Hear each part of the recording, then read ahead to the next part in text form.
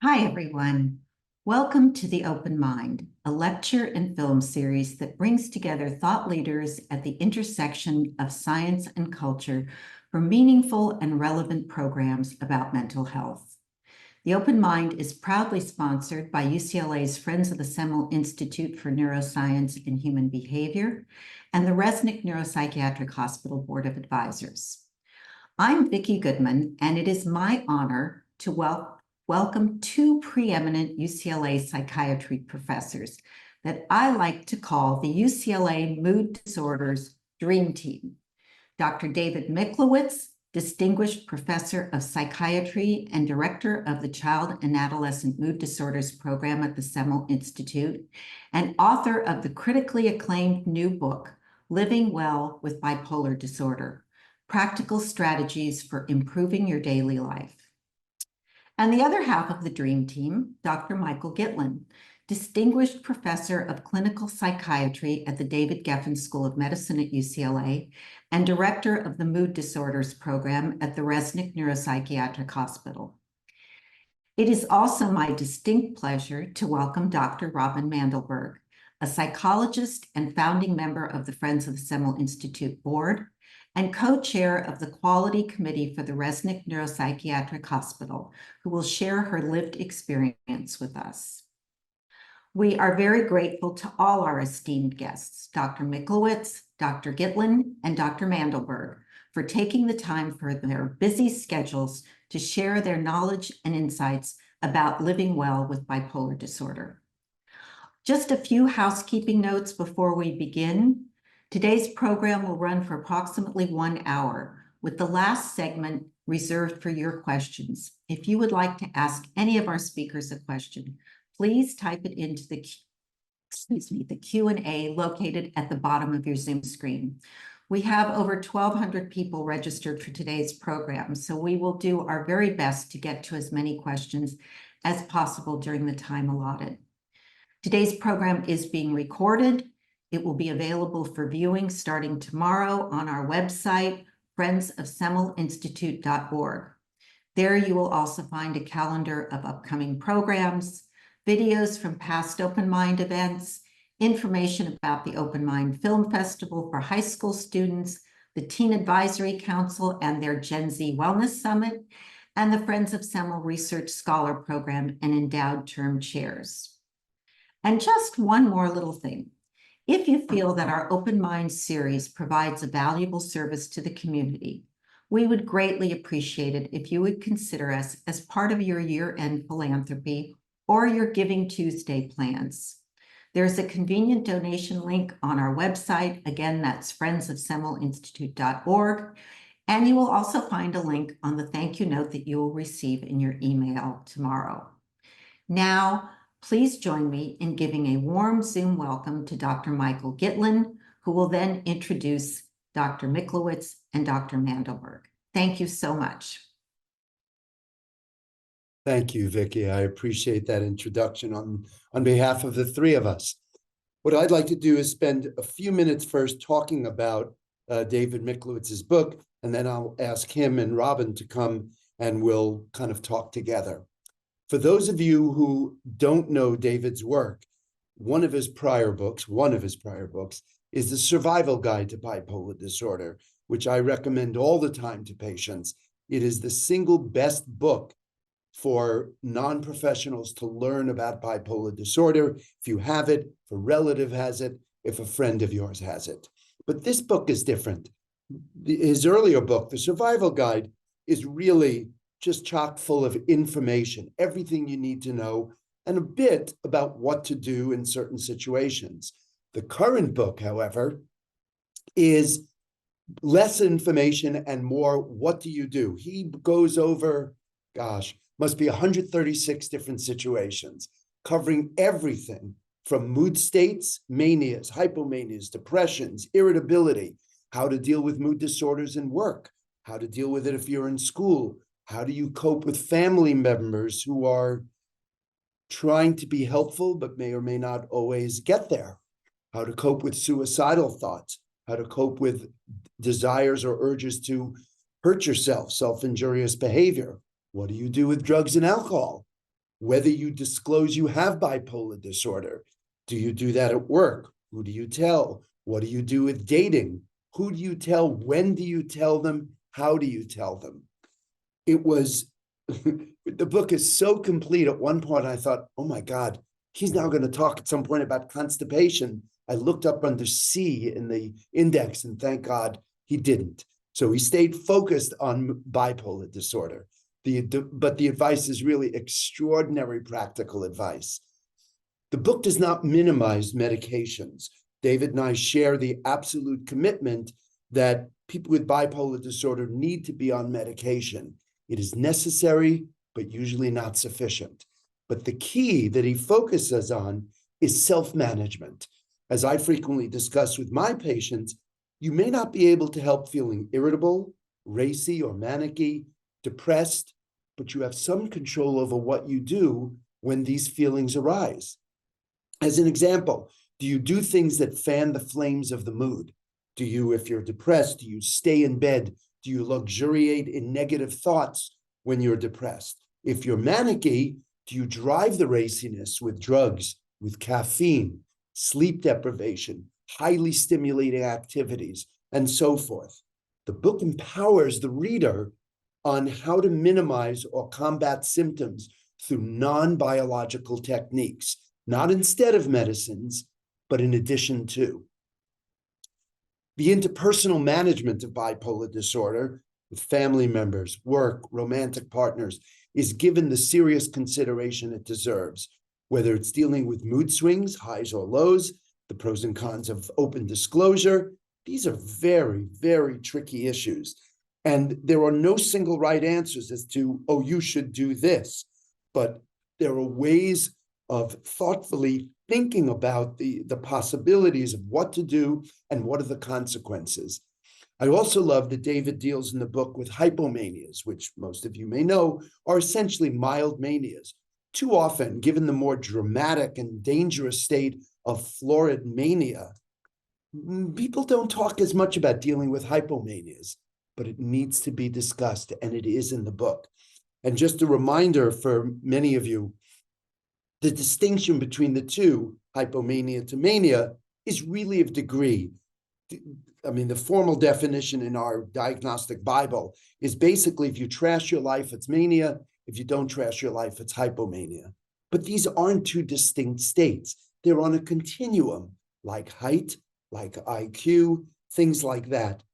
So you can either have a severe hypomania or a mild mania, and they kind of, it's the same thing. So it's really an arbitrary distinction. Overall, I cannot imagine anyone with bipolar disorder or anybody having a relationship with somebody with bipolar disorder not learning an incredible amount from David's book on learning how to navigate the illness in the most concrete of ways. As someone, as I am, who prescribes medication, I fervently and still hope that one day a book like this will be absolutely unnecessary, that we will have a group of medications that virtually abolish mood swings, and then a book like this won't be necessary. Unfortunately, that day will not be certainly in my professional lifetime. I hope it will be in some of yours. But until we have medications that are that effective, that abolish mood swings, we need books like David's. And I am so grateful that this book is out, and I would really urge all of you interested in the area to read it. Buy it too, but certainly to read it. Okay, and so with that, I'd like to invite both David and Robin to come and join me. Thank you. Robin has emerged. David has emerged too. Yes. So I'm so glad to see both of you. I think what we'll do for the next little bit is I will ask David some questions about the book, and Robin, of course, please chime in, interrupt us, add to stuff. That would be most appreciated. So the first question, David, is given the books that you've written previously, why this book and why now? Well, first, Michael, I want to thank you for that very kind introduction. That was very kind. And of course, you've been my teacher for many, many years, so it's especially appreciated. Also, I like the suggestion about talking about constipation. It will go into the next edition, I promise you. I can hardly wait. So, the survival guide, as you mentioned, was kind of a almost encyclopedic over kind of coverage of what bipolar disorder is, the theories about where episodes come from, and the genetics. But I think where it lacked was what do you do? And I would say that about a lot of the material that's available on bipolar disorder is that we hear a lot about what the causes are, what the symptoms are, what's comorbid with what, but there's very little on what do you do other than take medications or even the complexities of taking medications. And that's what I tried to do in this book was to take each complication of bipolar disorder and give it a kind of a context and a set of solutions. None of them are going to fit every person. And of course, some of them have multiple solutions. But I want people to walk away with an idea of what do I do when I have this illness? How do I manage it? How do I live a higher quality of life? That's really the goal of the book. And it succeeds in that. Thank you. In the book, one of the things you talk about early on is about mood charting your mood so you really learn more about the potential swings that exist. You discuss what to do even if mood charting is too boring or time consuming or difficult, different methods of doing it. I must say that sometimes I confess that I wonder whether mood charting selects for individuals who have both bipolar disorder and compulsive personality trait. What do you do if you're not that kind of person who likes routines or lists or daily things like that? Yeah, very good question. And I think really there are two issues here. One is that there's the process of charting one's mood and one's sleep. One has to buy into the task, see the value of keeping track of your moods and the triggers and how medications are affecting your mood. So I think the first thing is a person has to believe it will help. But then there's the larger issue of what if you're a person who doesn't like routines? And one thing we know is that people with bipolar disorder tend to be allergic to chaos. They are appreciative of chaos. They like having an unpredictable life. But yet what we tell them is you've got to go to bed at the same time, you've got to wake up at the same time, you've got to have a structure to your day, a structure to your medication taking. And of course, that often falls on deaf ears because it can be unpleasant to live your life in a kind of militaristic way. I think what we do is I like people to think about the nuances here. There are different levels in which structure can be helpful. You may not be a person who can go to bed at exactly the same time and wake up at the same time. You might have to give yourself more variability. But can you also exercise at around the same time? Or can you, when you do your socializing, can it be not right before you go to bed? Or when you're eating, can it not be throughout the day? Can it be in a certain order and with certain foods? That kind of structure tends to help people's moods. But I think people really need to believe that it's going to help before they're willing to take this on. And I don't know, I'd be curious about Robin's uh, ideas about this. Maybe you'd like to comment on that. Sure. Well, I can relate to your comment about mood charting. And when I was first diagnosed, probably like 30 years ago, I was part of a longitudinal study. I assume it was being run by a postdoc, but I didn't know who she was. But I did know that she was paying me $50 a time. So I did it and I got my cash, but it was very helpful. And I began charting myself. I had little calendar squares and I would rate my mood on a scale of 1 to 10. And then at the bottom, there was a little box. And if I checked the box, it meant that I was having suicidal ideations along with the mood. So I think it's instructive to chart moods and informative, but it's kind of a bit of a pain. Yeah, it is a pain. And the one other thing I might add is that sometimes if you have a spouse who's also interested in managing their weight or doing better with their health, you can sometimes structure your life with them, exercise with them, or eat with them, or go to sleep at the same time. For some people, that helps, I think, to involve more structure, involve other people in their attempts to structure their life. Yeah, that makes sense. One of the central issues in the book that I think is worthy of serious consideration is stigma and its related concept, disclosure. And obviously, if there wasn't stigma, we wouldn't worry about disclosure. So it continues despite so much more publicity, so many more people in the public eye who've shared that they have mood disorders or bipolar disorder specifically. There's no doubt this is still a major issue, both stigma and the issue of who do you disclose to, how do you disclose it, when do you disclose it, etc. David, can you give a little, I mean, you spend like 2 chapters in the book on it. Can you give us a little summary of that? And then Robin, I'd be really interested in your thoughts about it. Yes, I would too.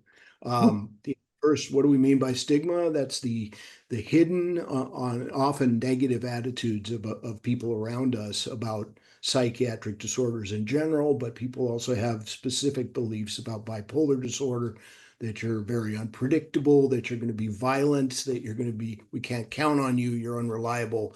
All these things that people think about people with bipolar disorder. So I think first, the first question you have to ask is, who do you want to know about this? Who is it? Does it make sense to tell? It may not be something you want to project to everyone. You may want to tell a very select group of people. That doesn't mean you have to be ashamed of it, but think practically. Do you want to tell an employer? You don't have to tell an employer. It's not required by law. If you have somebody you're dating, yeah, they are eventually, if you stay with them, are eventually going to need to know. But that doesn't mean you need to tell them on the first date. You can kind of test the waters, like find out what they think about psychiatric disorders, or tell them about an article you've read. What do they think about it? And gradually work your way up to telling them about your illness. I think where people have gotten into trouble is when they sort of lay it all out right upon meeting someone, and it scares the person.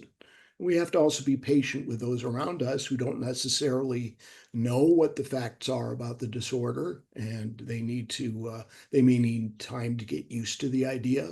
Another area is friends. Sometimes we hear from friends things like, you tell them you're bipolar, and they say, well, yeah, I always knew you were a little crazy. Or they'll make some joke like, well, I get manic sometimes too. I was manic cleaning this whole weekend, in fact, and they kind of downplay the whole thing. And that's not good either. The hardest thing, I think, is in the workplace. There's really only one good reason, I think, to tell an employer, and that's that if you want a reasonable accommodation in the job. Do you want a later start to the workday? Do you want to be on the same shift every time? You may or may not be able to get those things, but all of those things require disclosure. Some people decide to tell one person in the job, coworker, so that at least if they're having a tough day, someone can cover for them. But I've seen that backfire as well. So I think you really have to know, what do you want to accomplish by telling other people? Robin, maybe you'd like to jump in. Absolutely. I can just speak to the issue of stigma quickly. I was a freshman at Yale University, and I came from high school, bright-eyed and bushy-tailed, perfect GPA, all set, friends, beauty. And then things started to slide, and I wound up being dragged by the ponytail by my roommate to mental hygiene up Science Hill. And that is a terrible name. It sounds like dental hygiene. And it's not, and it's clinically dry and offensive even.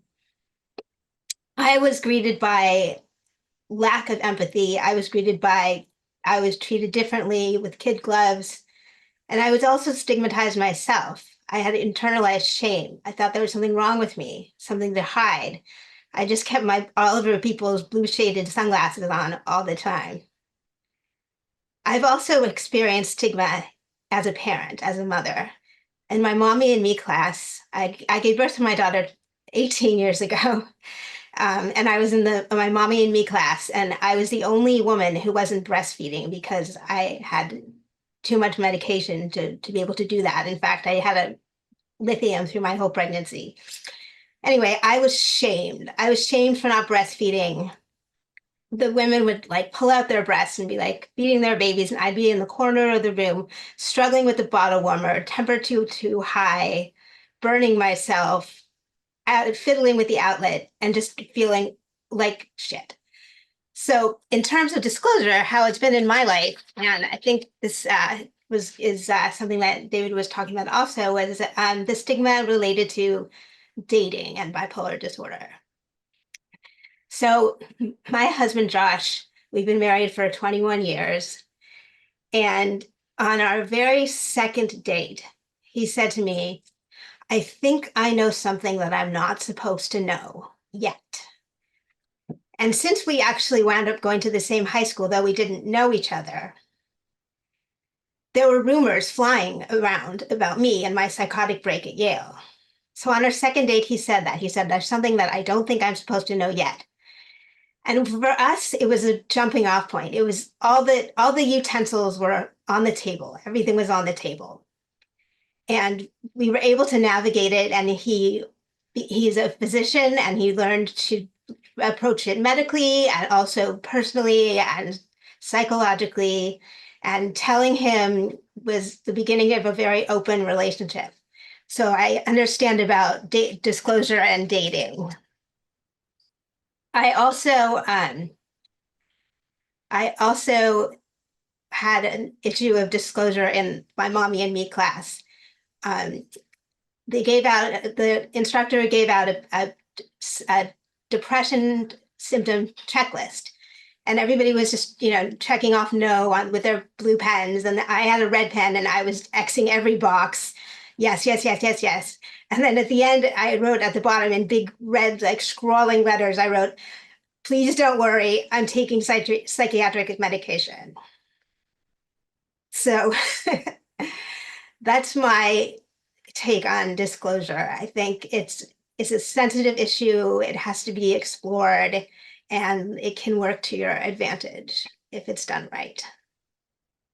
Thanks. Those are all really strongly, those are very evocative stories. One other example I'd like to give, we have, I direct the Child and Adolescent Mood Disorders program at UCLA. And of course, these are kids and teenagers who've been diagnosed very early on. And I can tell you there was an example of a mother gave of her son had been over at a friend's house and his mood was unstable, and he got into a big fight with his friend, and there was screaming and yelling and throwing things. And eventually the other kid's mom called her and said, you got to bring your son home.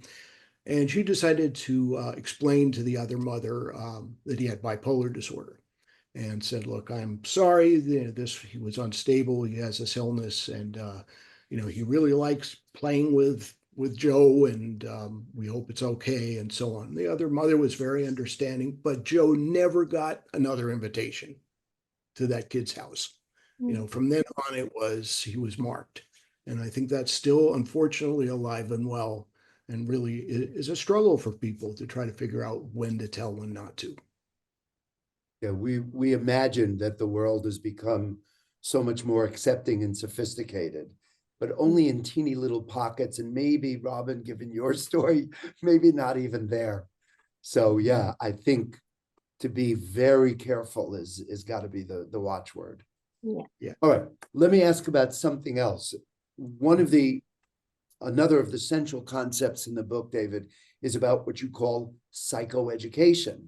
And so the first question is, what's the difference between psychoeducation and education? And what are the core components of it? Yeah, very interesting question. So psychoeducation, portmanteau, as they call it, it's two different words put into one. It's psychological education. If you think about education as the provision of information, that's That's, for example, if we go online and we learn that here are the symptoms of mania, here are the symptoms of depression, here's what you can expect in terms of course of illness, that's education. People will, family members often read up on that and learn a lot about the drugs and about the symptoms. There's a different level, which is how does that apply to me? And what am I going to do about it? So in a psychoeducation session with a family, and of course we work with families as well as with patients, we will say, okay, Fred, you've had a manic episode. Tell us what it was like. Tell us how you coped with it. Mom, what did you observe when he was getting manic that was different?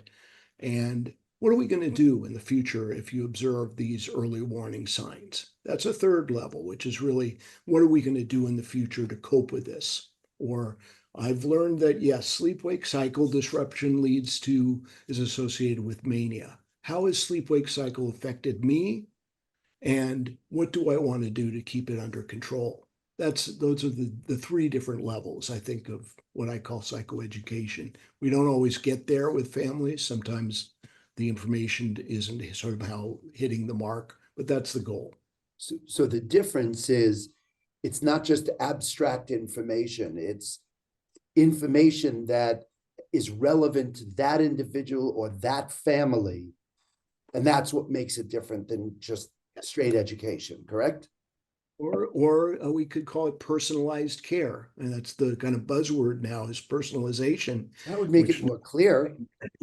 Yeah, not everybody means the same thing by that. But if you read a treatment guideline, they'll say, here's what the symptoms are. People read that and it kind of falls flat because it doesn't fit their experience. Right. So you have to sort of work on those concepts in your head and figure out, what am I going to do with them? Great. I think the next one is very much a David and Robin question. Okay. What are the pros and cons about having parents or spouses involved in an individual's treatment? I'm sure from different perspectives, that is a very relevant question for both of you. David, you go first. Good question. So as you know, I've built my career basically on working with families. It came from our observation in your clinic years and years ago. I was an intern in your clinic in the early 1980s. You had come to UCLA only a couple of years before that. And in running a group, I was very struck by how people would say that episodes always went along with intense periods of family conflict, either with their parents or their spouse. When they were getting manic or depressed, there were things that happened in the family that they felt contributed to the outcome. Equally, there were people who said, thank God for my wife, or thank God for my parents who were there when I needed them the most or when I had severe symptoms. This led to our putting together a program of family education, family psychoeducation for people and their parents or spouse. And of course, we found in multiple studies that family psychoeducation adds to medication in terms of efficacy, in terms of relapse prevention. That's not to say it's always a good outcome, because sometimes you have family members who don't buy into the idea that this is bipolar disorder. They think this is laziness. The reason you can't get out of bed is you just aren't motivated. You aren't trying hard enough. And this is where I think it gets tough for people with the disorder, is having explained to family members, it's that I can't get out of bed. It's not that I don't want to. It's that I really feel like there's 100-pound weight on me when I try to get up. Or, no, I didn't mean to be hostile and sarcastic. It's partly my mind is going in that direction. And we know, for example, that people with bipolar disorder in the prefrontal cortex and amygdala connections are there is a pattern of overactivity, underactivity in that circuit that can lead to mood instability and aggression sometimes. So it's not fully under their control. Part of what family members need to learn is person's not doing this on purpose. They're coping with their biology. That's part of what we try to do in psychoeducation. So I think part of it is being supportive, but also family members need to learn what is and isn't under the person's control and how can they be of help. One other thing I'd like to mention, though, is discussions of medications. One of the biggest complaints I hear from people is, from now on, all I hear from my parents are, "Did you take your medications today?" Or, you seem upset. Did you take your lithium? Or have you taken your Depakote or whatever? And this, of course, it becomes a trigger. And I've seen people fight back by going off their medications. Well, I'll show you. I'll go off my medications. We'll see if you're right that I'm so unstable. I think I've told you certainly the story of an 18-year-old kid who hid lithium tablets all over the house for his mother to find, so that he could show that he could do without them. And, she was threatening to throw him out of the house. And these are very touchy issues, and you have to coach families on when do you talk about this and when do you not? I hope that 18-year-old didn't have a dog who might find all those little, jeez, Well, he had a dog with a very stable mood. a very stable mood. Robin, I'm sure that this issue has been somewhat central in your life. Yeah, well, we always say that the dog is the most stable member of our family. I have been so blessed. I have a family that is not only aware, but is extremely, extremely supportive. My parents have always known how to mobilize. We have something called a two-call rule. If I call my mom or my dad when I'm in distress and they don't pick up, I call again. 2 calls means something's wrong. And my parents mobilize like instantly. They get into, fight or flight mode to help me, and in some cases, even to drive me to the hospital. I'm also extremely blessed to have a husband who supports me to no end. And he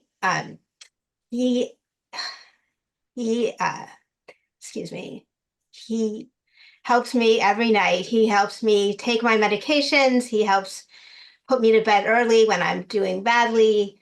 He's obviously sometimes the first one to call an episode before it even happens, because apparently I swear at him, and that's the only time I swear at him. So if I'm swearing, he says, "Oh my God, you're going into an episode." But he is my friend and my lover and my co-parent, and we do it together. And we are always looking. My daughter is now 18 years old, and we are always looking at her through the lens of the family tendencies. And I've always been watching her to make sure that she doesn't, seem bipolar. But it's something to watch for. And I am very blessed to have the support of my family and my husband. Wow. Yeah, that's very powerful. I mean, I think, there are people, though, who say that their families are not there for them, or their families are critical of them. And, sometimes it's due to misunderstandings of the illness. Sometimes it's due to things that have gone on years before. I think you're fortunate to have such supportive family. I Well, wish I could. my this is about disclosure, as we've just been talking about, but my mom and dad have made it their life's work to learn about bipolar disorder and mood disorders and psychiatric disorders. And the first Open Mind, the friends used to host little salons in people's houses with experts from faculty and also people sharing their lived experience. So the first Open Mind was actually with you, Dr. Gitlin. It was in my parents' living room. I had the flu and I was upstairs. But it was the beginning of an incredible journey that my parents have established in founding the Friends. My mom is Vicky Goodman, and the Friends, she calls me her muse. I am so full of gratitude. I am so fortunate that my parents have made it their life's work to understand what's happening to me, to my family. And that's tremendous. Absolutely. And one other gift, just to make it clear, you've also had the great gift of very stable dogs. I've met some of them. My dog. Beautifully stable. What a gift. Uh-huh. All right. So That's moving funny, on, just for time reasons.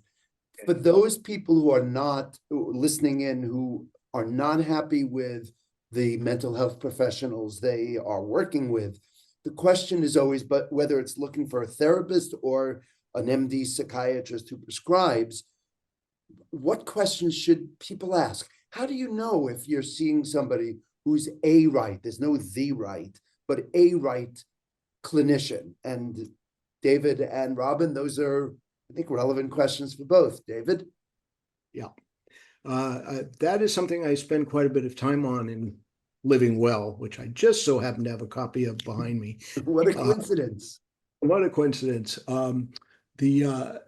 You first choosing a psychiatrist, you may not have a whole lot of choice in terms of your insurance. You know, we have to put that out there first, is that it may be limiting who you can and can't see if you're fortunate enough to have a choice. I do think it's worthwhile talking to a couple of different doctors and getting a diagnostic evaluation first, really getting a full assessment, asking them, how do you go about treating bipolar disorder? Now, if the only answer you get is, well, I use mood stabilizers, that's not enough. You want to know what's the trajectory you can expect. If you don't respond to the first medication, what are some other medications that might be tried? What length of time does it take to know if you're responding to something? How do you manage side effects? Or is this a doctor you feel comfortable calling if you're in a crisis? Is this somebody you couldn't imagine talking to at a therapeutic level?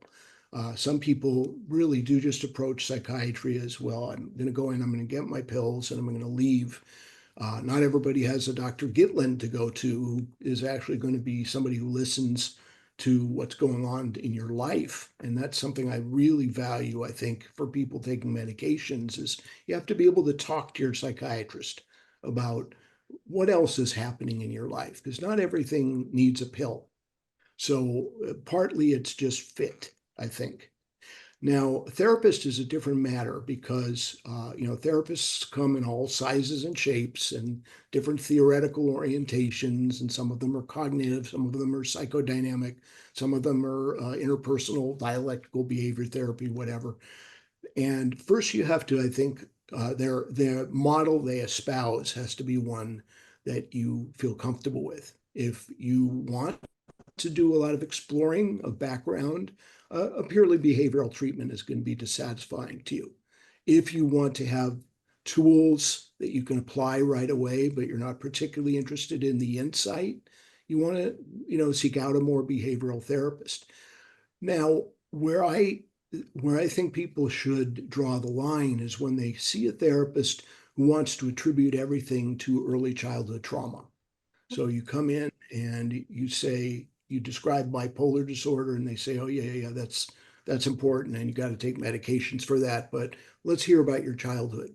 That's, I don't think, the right way to go about treating bipolar disorder. Maybe eventually you get to those issues over time, but the first thing is, how are you coping with your disorder? How are you coping with relationships, work, social life, child rearing, whatever the issues are for you? That has to be front and center, and you have to be with somebody who knows bipolar disorder. They're not just sort of seeing you as an extension of someone who's depressed. You have a different illness, and I think you have to suss that out first. Great. Robin? Robin, you've had the experience both being a clinical psychologist yourself and being a patient. I'm sure this is something you've thought about deeply. Thank you. So when I became symptomatic and he came home from Yale over spring break, my parents realized something was off. And my mom said, you have to find a therapist. You have to find a psychiatrist. And that we're not even going to let you have your summer without seeing somebody. So I was more than fortunate. I was blessed to have a psychiatrist who has been with me for 31 years. She is my psychiatrist. She is my therapist. She is my lifeline. And it's interesting because in my own training as a psychologist, I try to be empathic above anything else. But I do feel that the fit between the patient and the therapist is crucial. And I think that I've in just seeing different kinds of patients in my training, it's not a one size fits all. And it's about a deep connection and empathy. And wow, more gifts piling up. The stability of your dogs, of your family, of your husband, and a 31-year relationship with your psychiatrist. God, that's so amazing. It's incredibly special. Yes. Oh, knowing that we're going to run out of time soon, excuse me, one more quick question. So you see all these advertisements about rings and Apple Watches that track sleep and activity and REM sleep and this. Oh my goodness. What do you think, David? I think it's too soon to say. I mean, I'm impressed with what people have done with technology, the fact that you can have a watch that picks up skin conductance or heart rate or measures of arousal and will communicate potentially to your psychiatrist or just even to yourself what kind of mood state you might be in. So the idea being that you could catch an episode early and get treatment earlier. What I haven't seen demonstrated is that people are able to use that information in a way that improves their outcome. I want to see the study that says those who wear an Apple Watch catch their illness earlier, and in turn, their doctor intervenes with medications earlier or adjusts their lithium level, or their psychotherapist teaches them some self-management techniques to deal with suicidality.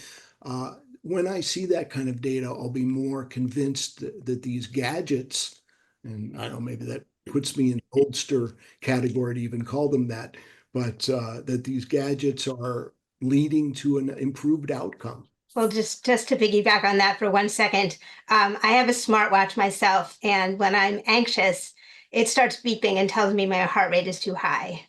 So I know that You really get that it's checking feedback. my level of anxiety in a physiological way, and it's a watch. Wonderful. Well, Vicky seems to have joined us. So thank you both for, I mean, there were so many other questions and I knew there was no chance we'd get to all of them. And it's because the topic is so interesting and so important and the book addresses them. So Vicky, it's yours. Thank you so much. My heart is very full right now.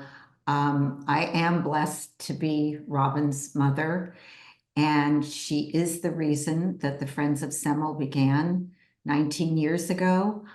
It was all about helping families learn about illnesses of the mind and brain so that they would be prepared, because every family at some point experiences a loved one or they themselves have an illness that is psychiatric. So I'm and we were also very fortunate to have Dr. Michael Gitlin to be alongside helping with medications. So thank you. And David, I only wish that your book was written earlier, because what you have done for families and patients with bipolar disorder is a true gift. And there are a lot of questions here tonight about being overwhelmed, not knowing how to navigate. What do you do first? What does this mean? And to have a guidebook like that written by an esteemed mental health professional is invaluable. So thank you for the gift of your book, for writing it. Thank you, Michael and Robin, for this incredible discussion. I won't say anything more because we do have a lot of questions from the audience. We have one question about the problems of dual diagnosis. Comorbidity of a mental illness with a substance use disorder. How prevalent is this and how is it treated?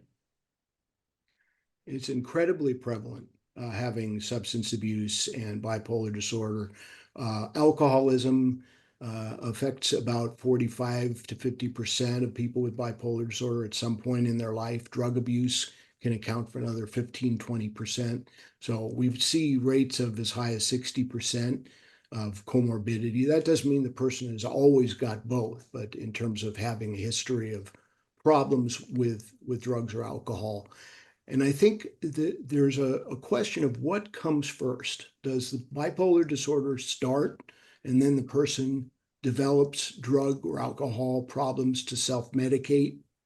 Or is it that the drugs and alcohol came first, the bipolar disorder was somehow triggered, or a vulnerability was set off, and the drugs or alcohol become kind of an end in themselves and may be blamed on the bipolar disorder, but mania can also make you want to use more drugs or try to accentuate the state.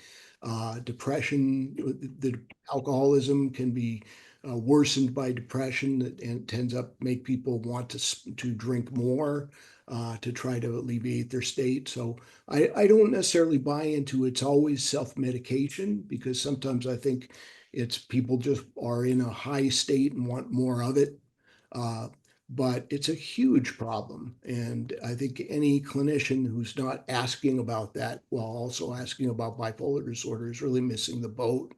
For some people, the answer is AA or a similar 12-step group. Other people do better with harm reduction techniques such as motivational enhancement or cognitive behavioral therapy.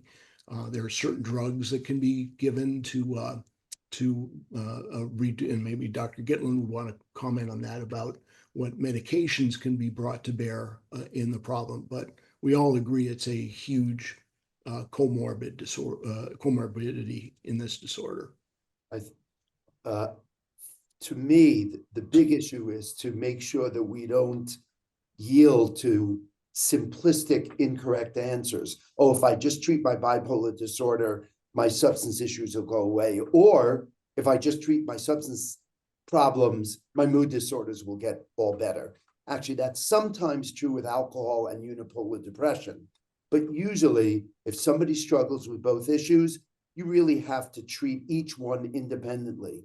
And knowing that each one affects the other, but one is not a universal cause of the other. Yes. That would be the one thing to make sure that people are aware of. Yeah, and there are people out there, there are doctors out there who will say they're the same illness. No, that's not true, because they don't go together in every person, and there are different patterns of which one starts first. Robin, did you want to add anything? I mean, I know that for myself, when I started drinking, it was a sort of a gateway to my diagnosis of bipolar disorder.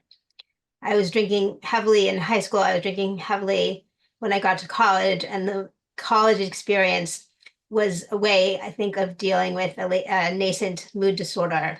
So I think that sometimes that happens as sort of like a gateway or something comorbid, but I think that there's definitely a connection between substance use and bipolar disorder. Yeah, we're seeing more and more cases of people who are, I won't say addicted, but are using cannabis quite regularly, and wake up, and the wake and bake people, as we call them, people who get up and immediately start smoking weed and are high throughout the day. Can be very difficult to tell if they're actually bipolar, or if this is just a problem with marijuana, or if their mood swings are brought about by drugs. And that can really complicate. But as you mentioned, it can also be a trigger for getting treatment. Thank you, all of you. We have another question here about genetics.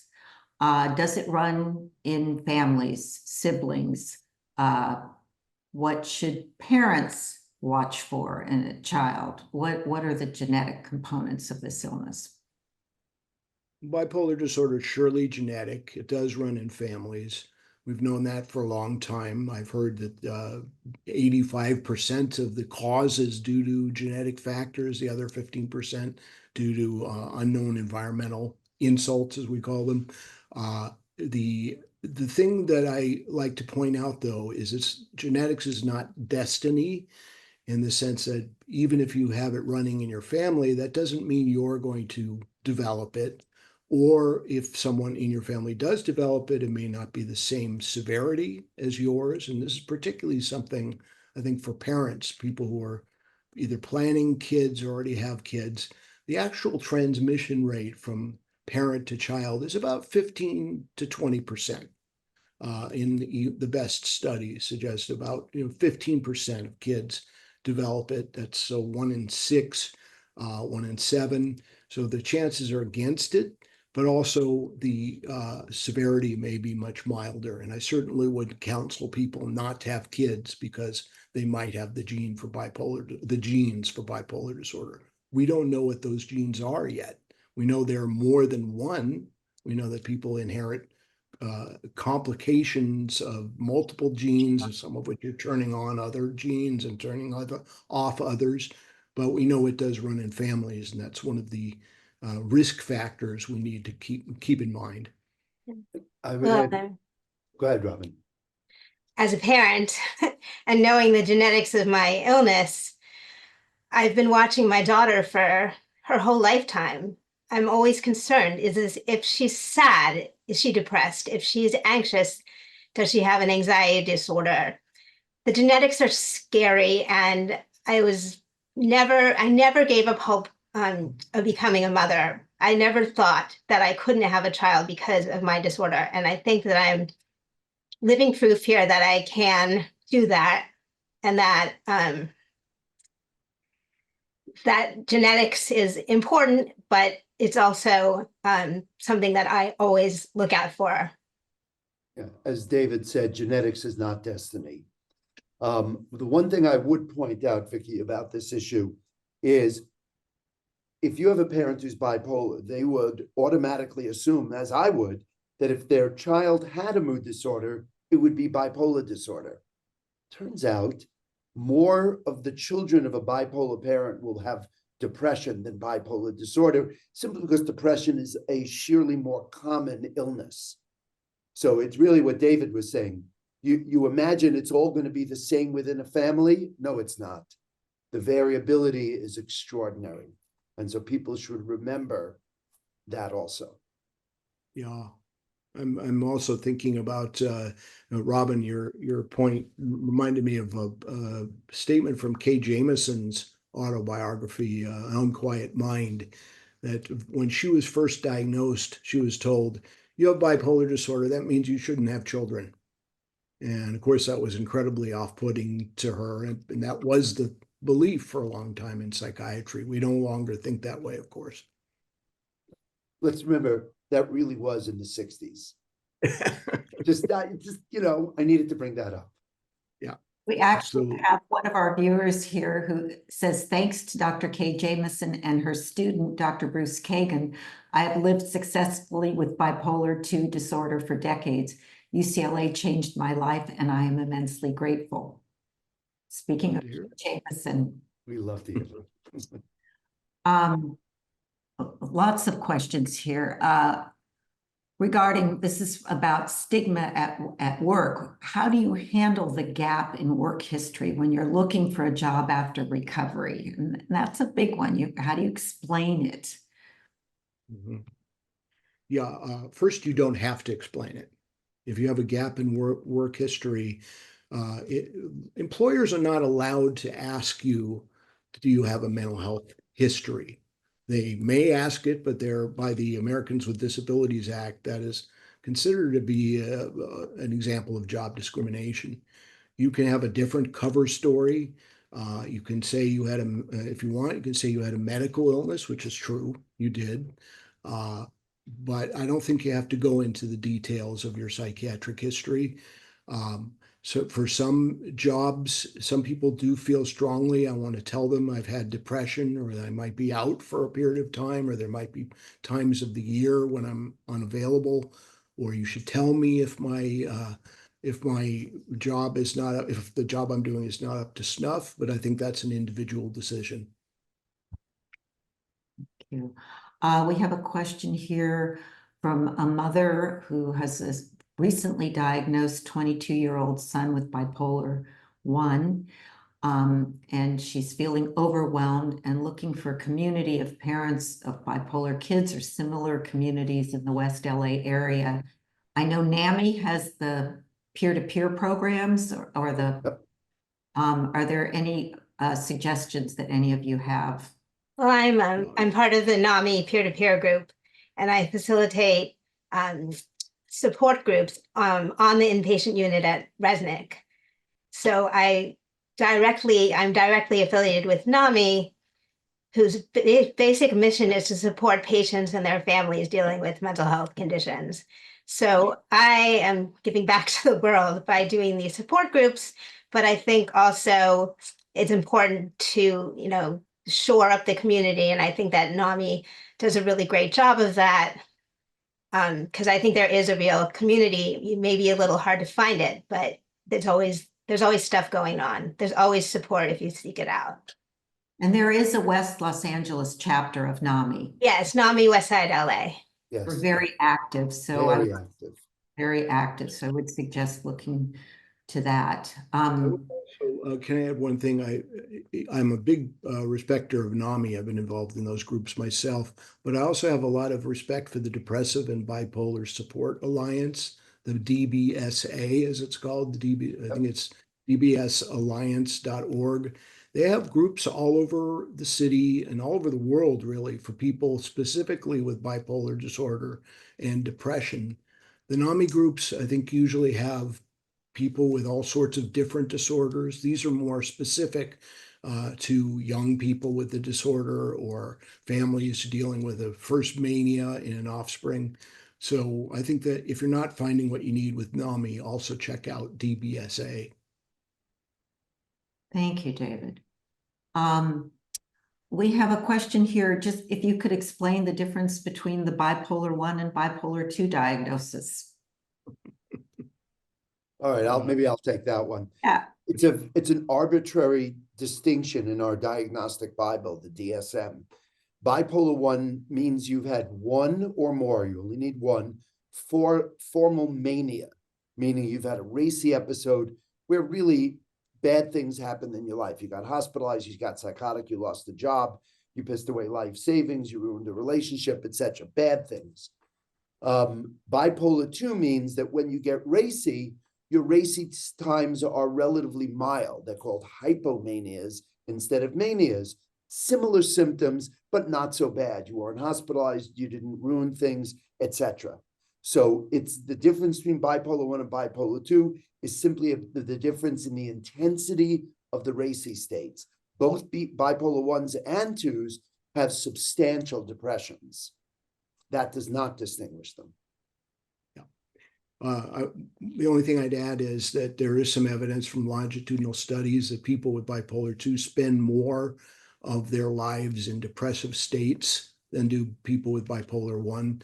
So one ratio was 37 to 1, 37 weeks in depression for every 1 week hypomanic in bipolar 2 versus I think it was 9 to 1 or 6 to 1, something like that in bipolar 1. So I think it's very hard to tell bipolar 2 from unipolar depression because the hypomanias may have been very few of them and not particularly noticeable.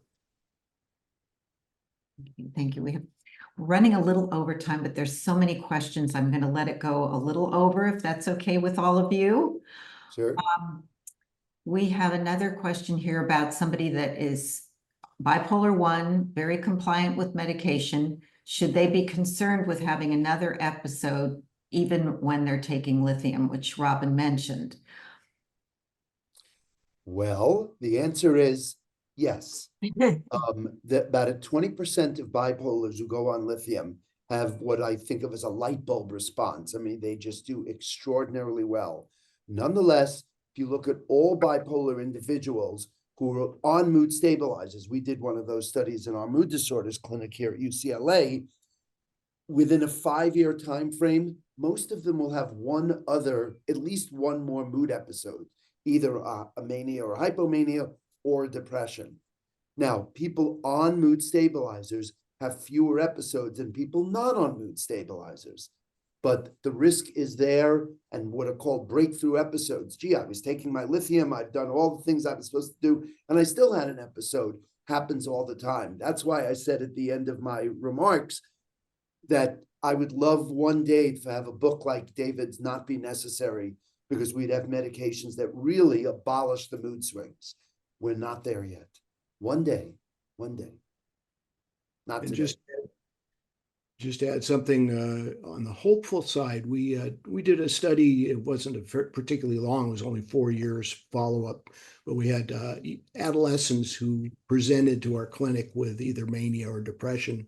We followed them over time. There was about a third of them that remained ill over time, even though they took medications. There was about 20% that was sort of moderately ill, or 20 or 30%, and about a third who looked pretty good. They were in their early 20s, and some of them were taking medication, some of them weren't, but they were very healthy, and they were behaving just like another 21 or 22-year-old. We don't know if those people will continue to be stable, but I think when you have this illness, you don't know what the future is like. It's better to bet on the side of taking medications and getting stable, because we know that's a lot more likely to be associated with a good outcome. But that doesn't mean that you're looking at a life full of episodes. We don't know that to be always the case. I think I have a love-hate relationship with my medication. It's kept me alive. It's kept me safe. It's kept me on track. It's allowed me to be the person that I am and to accomplish what I've accomplished. But it's trickier than that. It's trickier than that. I've had some side effects in my life that are significant. And I credit my medication for creating some havoc in my body. And also for symptoms like weight gain. But I love my meds because they keep me together. I hate my meds because they've affected my kidneys and they've affected my weight. And I just, have mixed feelings, but at the end of the day, my medication is what keeps me going. Even if it's 20 pills a day, it keeps me going. Yeah, and I don't think anybody of us would play down the difficulty of taking medication and the side effects. Dr. Gitlin knows about that probably more than anyone, about how much goes into helping people deal with their side effects. And unfortunately, that's often the reason people go off, because they can't tolerate the side effects. And part of our job as clinicians is to encourage them to try out other medications, different dosages, different strategies for managing side effects, so that they can have that kind of stability. Well, unfortunately, we are out of time, and I'm sorry for all the questions that we can't get to this evening. But I encourage you all to buy Dr. Miklowitz's book. Can you tell us where it's available, Dr. Miklowitz? Yeah, so it's called Living Well with Bipolar Disorder, Practical Strategies for Improving Your Daily Life. You can get it on Amazon, or Guilford Press is the press. That's, I think, the easiest way is just to get it online, either through Guilford or Amazon. It's about $20, I think. Great. I suggest everybody order a copy. And again, it's an invaluable tool. And I think every family that has someone with bipolar in their family can benefit, and the patient themselves benefit from having it. So Michael and David, thank you so much for sharing your expertise with our audience. You have imparted so much valuable information, given everybody something to unpack and use in their daily lives. Robin, you give us all hope.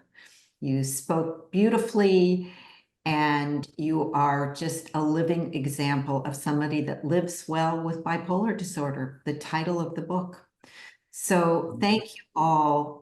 Thank you, everybody that tuned in to this program. It is recorded, so if you want to watch it again, or you want to encourage any of your friends or colleagues, families to watch it, you can watch it starting tomorrow on our website, friendsofsemmelinstitute.org.